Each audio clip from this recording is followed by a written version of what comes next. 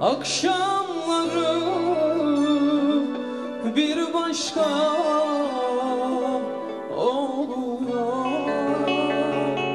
Hele bir de aylardan korkut ise bir başka. Sahile insanlar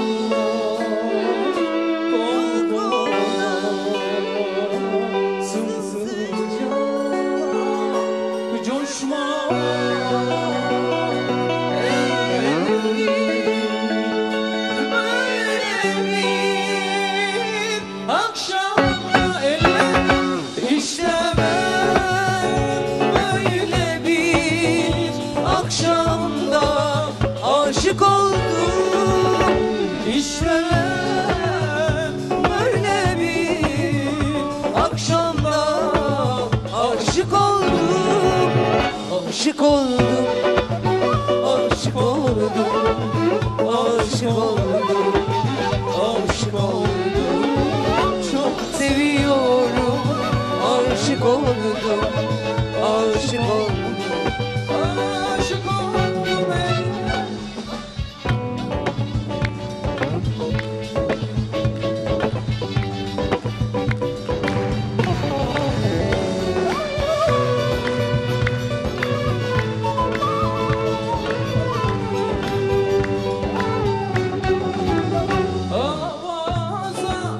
Akşamları bir başka oluyor.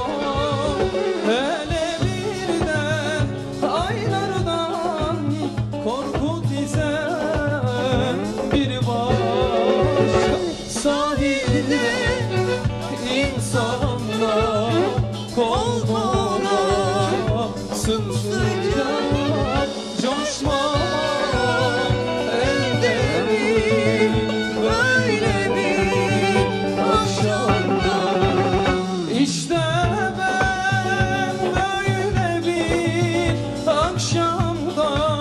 Aşık oldum, işte böyle bir akşamda aşık oldum, aşık oldum.